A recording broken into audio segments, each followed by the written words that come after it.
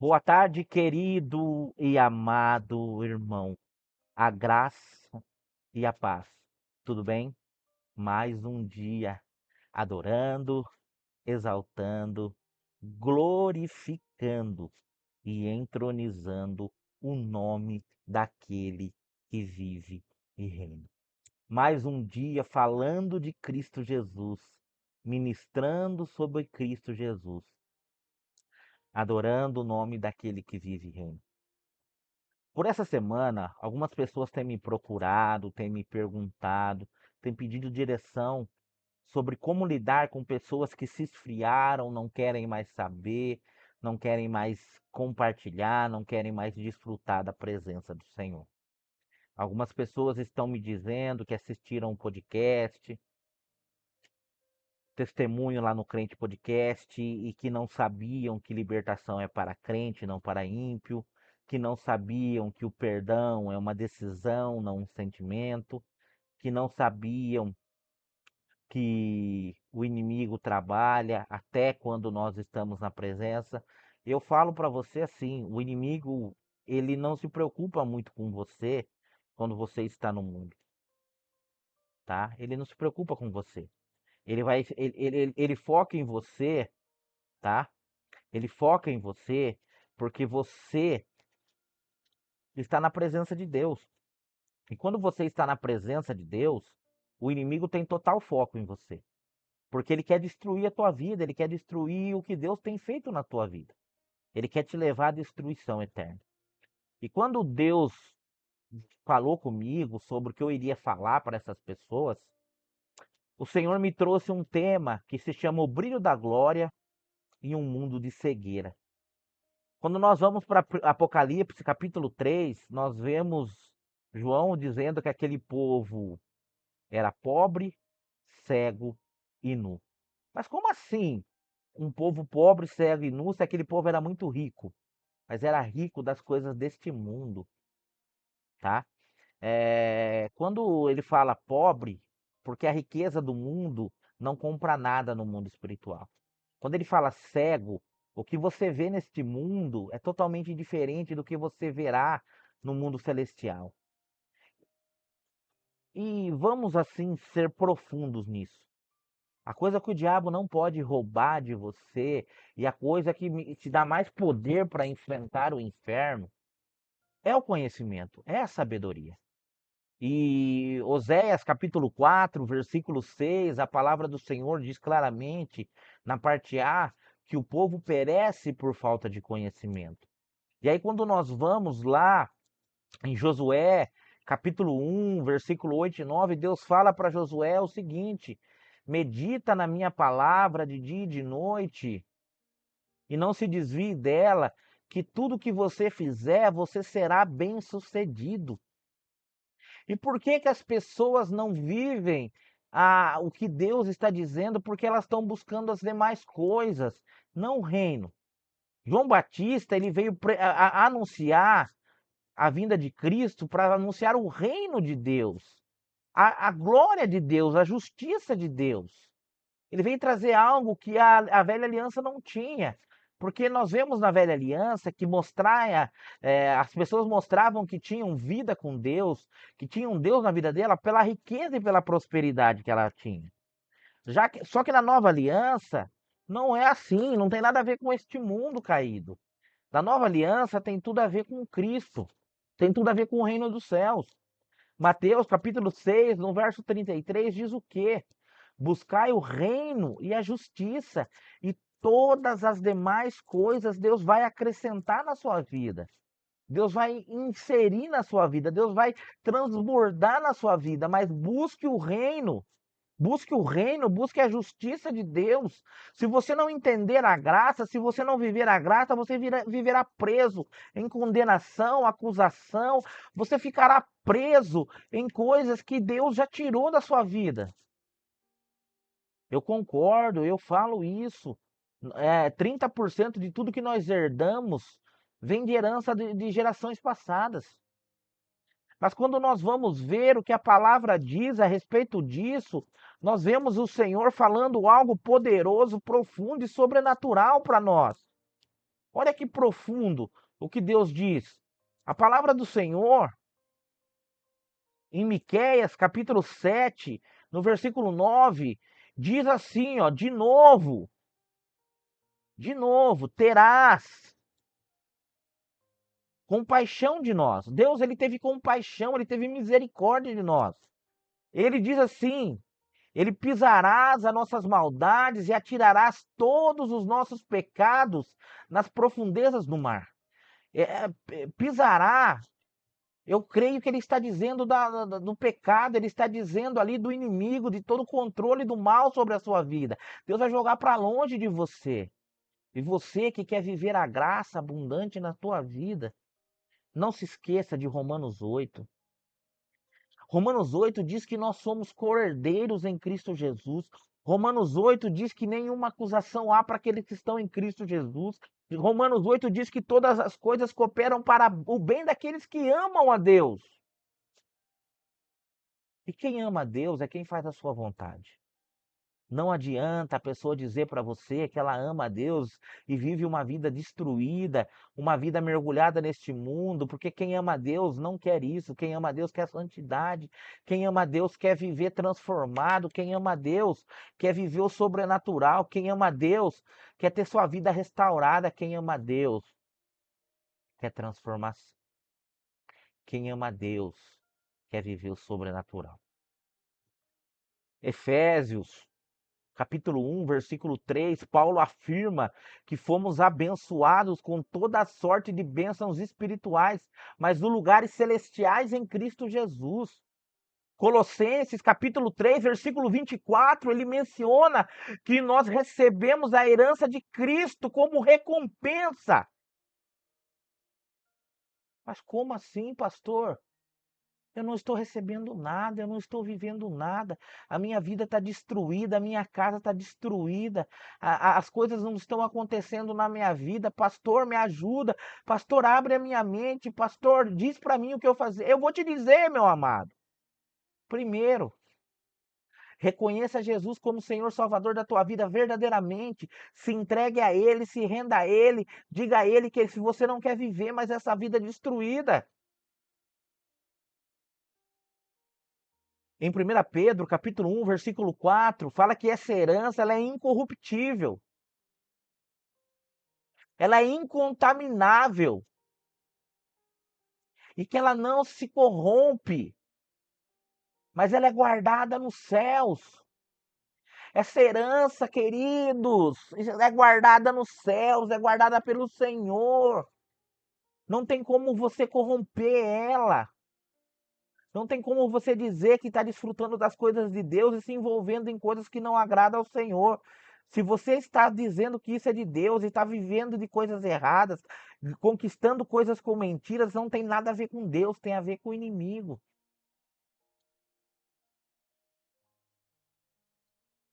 E agora eu quero, antes de eu entrar na palavra, eu quero dizer mais um versículo para você. Efésios capítulo 1, versículo 13 e 14 fala que nós temos o penhor, o selo do Espírito Santo, a garantia da nossa herança. Nós temos a garantia até a redenção final. Nós temos a garantia poderosa e sobrenatural do Senhor. 2 Coríntios, capítulo 4, versículo 1 diz assim, olha que poderoso.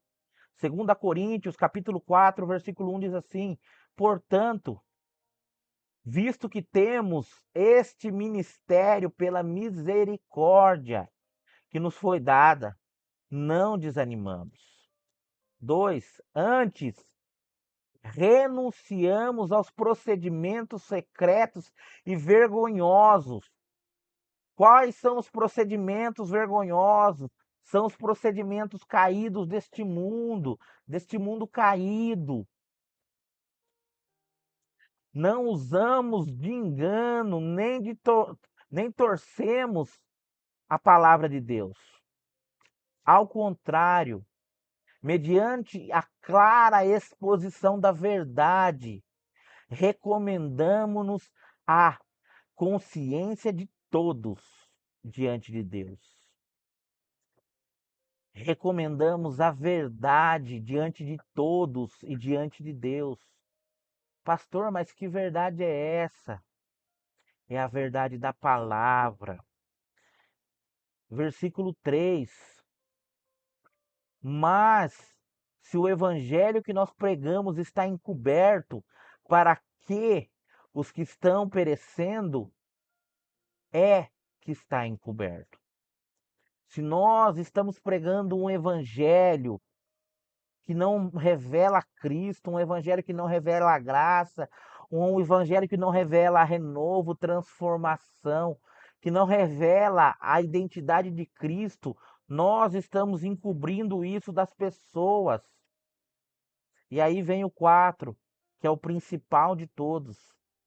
O Deus dessa era, ele cegou o entendimento dos descrentes, para que não vejam a luz do evangelho da glória de Deus, que é a imagem de Deus. Nós temos que ser a imagem e semelhança de Deus. Nós temos que buscar a santidade, nós temos que buscar a comunhão. E o 5, para você pregador, para você que anuncia a palavra, nunca se esqueça disso. Nós nunca pregamos nós mesmos, mas não pregamos a nós mesmos, mas a Jesus Cristo, o Senhor.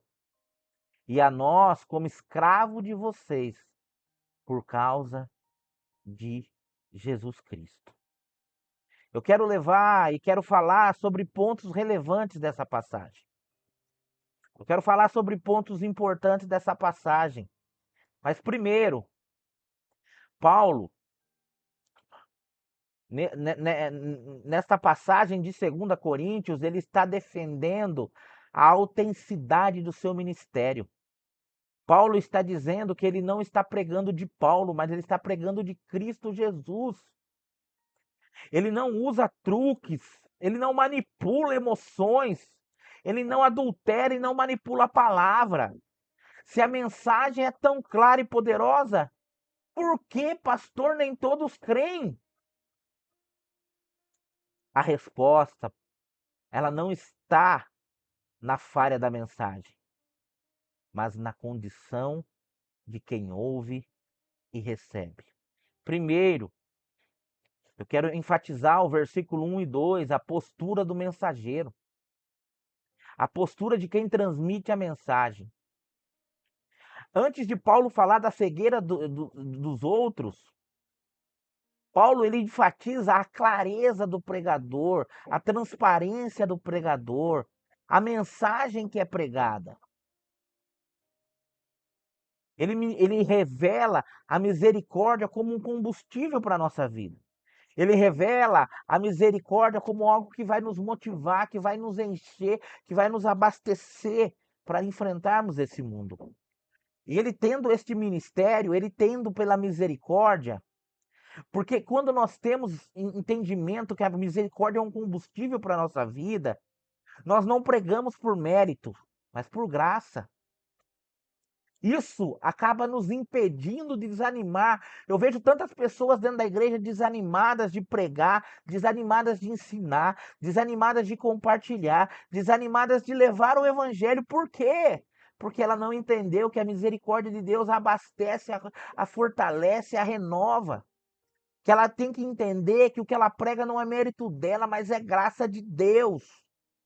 Mas isso daí vai levar ela a nunca desanimar e sempre estar firme, independente da igreja estar cheia ou não, de as pessoas estar sedentas ou não, porque ela está sedenta, ela está motivada.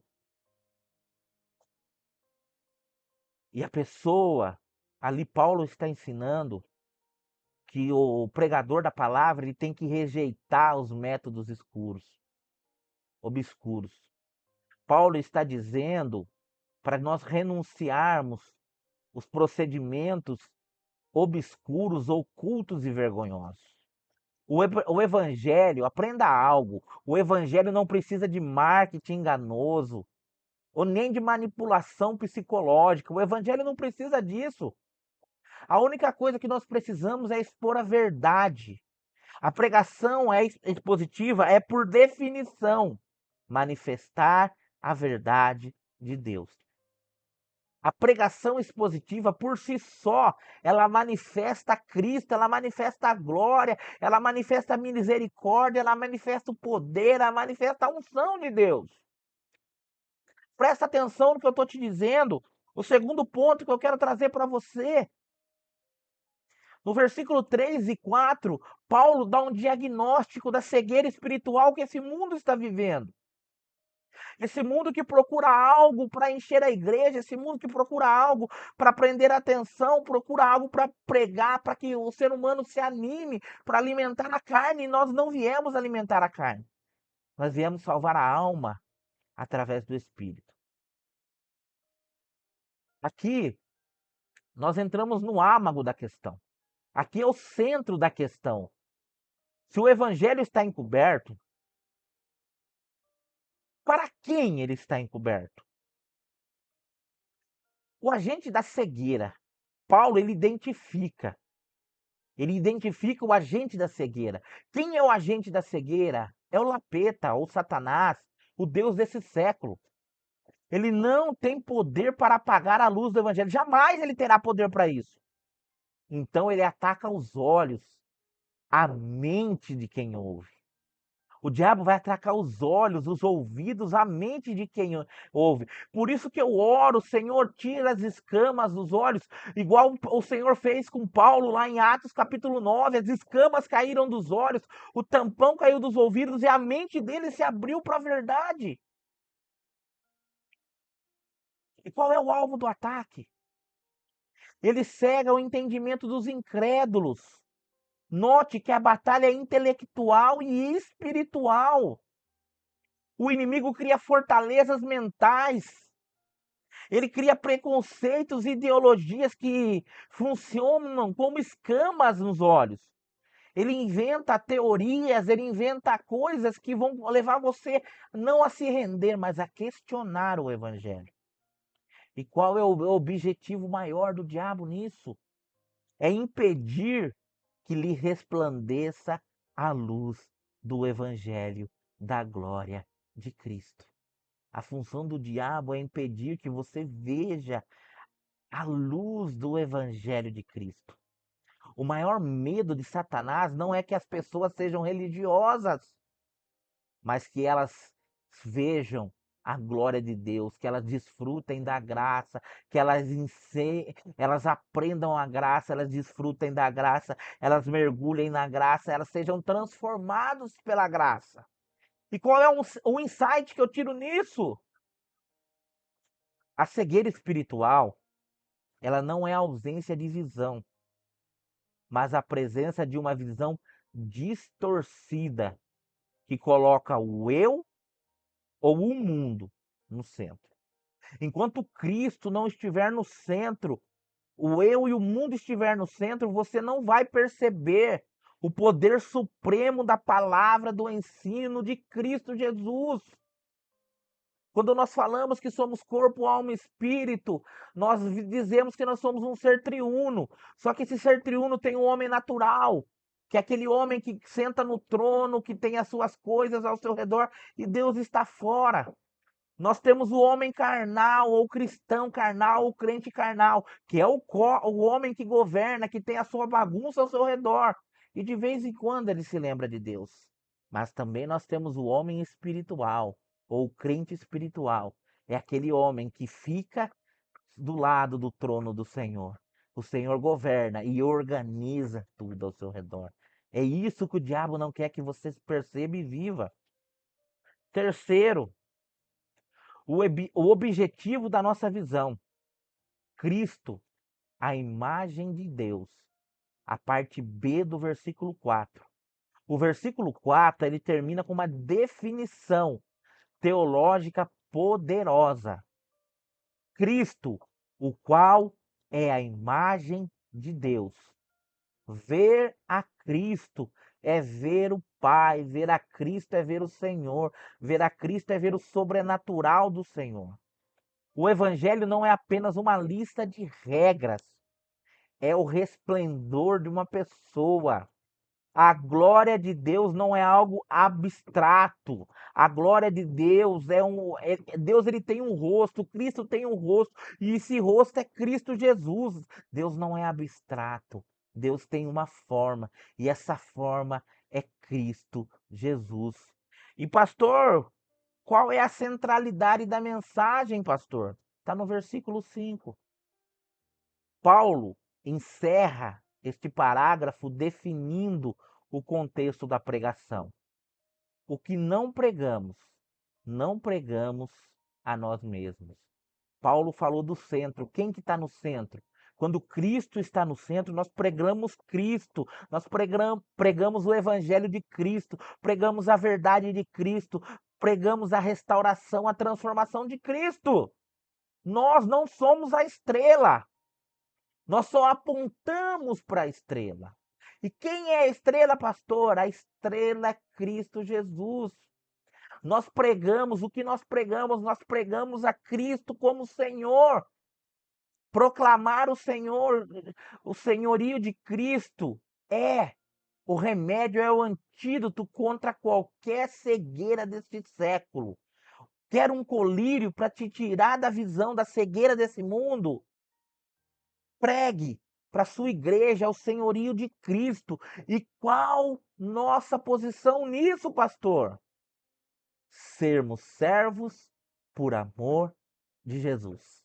A autoridade do pregador vem do seu poder de disposição de servir, não do seu status. E qual é a aplicação prática que eu quero trazer para você? A aplicação prática de hoje. Primeiro, para os que pregam, pare de tentar ajudar o evangelho com entretenimento. Apenas remova o véu através da exposição fiel da palavra. Para você que ouve a palavra, se você não consegue ver a beleza de Jesus, peça que o Espírito Santo, o único que pode vencer o seu Deus desse século, abra seus olhos. E você, Ministério de Intercessão, nossa evangelização deve ser acompanhada de oração fervorosa, de palavra, pois estamos lidando com uma cegueira espiritual, uma cegueira sobrenatural. E somente a oração e a palavra, através do Espírito Santo, tem poder para tirar isso dos olhos das pessoas. Eu espero que essa palavra tenha respondido muitas e muitas dúvidas. Eu espero que esse curto momento de mensagem tenha sido edificante e que venha transformar a sua vida. Nunca se esqueça, o brilho da glória de Cristo é a única coisa que pode tirar as pessoas da cegueira deste mundo. Eu quero te convidar a se inscrever, curtir, comentar e compartilhar com todos os seus ao redor. Não se esqueça de se inscrever, de seguir as nossas redes sociais. Deixe seu comentário. Peça, dê sugestão de assuntos que você quer que eu pregue para você. Mas nunca se esqueça, o Senhor Jesus morreu para te libertar das garras deste mundo caído. O Senhor Jesus morreu para transformar a sua vida, para edificar a sua história e para mudar o seu ser. Enquanto você não entender isso, você não desfrutará e nem viverá o sobrenatural que Cristo Jesus traz através da palavra para a tua vida. Eu quero te dizer poderosamente que toda cegueira caia da sua mente. Eu quero te convidar a fechar os teus olhos agora. Pai, em nome de Jesus, Senhor, nós trouxemos uma palavra poderosa, onde justifica o ministério, onde confirma a palavra, onde confirma a direção. Pai, neste momento, dá ordem a teus anjos para visitar essas pessoas que estão ouvindo. Senhor, através da tua palavra e do convencimento do Espírito Santo, que toda cegueira espiritual caia por terra, que toda mentira do inimigo caia por terra, e que eles venham conhecer a tua graça poderosa e abundante, que eles venham conhecer e direcionar a vida deles na tua direção. que todos que estão me ouvindo se tornem homens e mulheres espirituais e que eles venham conhecer a abundância da tua graça. Pai, transforma, restaura, purifica e modifica vidas e histórias. E que, acima de tudo, as escamas, o tampão e a manipulação da mente caia em nome do Senhor Jesus. Eu quero declarar sobre a tua vida que Deus te abençoe poderosamente em Cristo Jesus.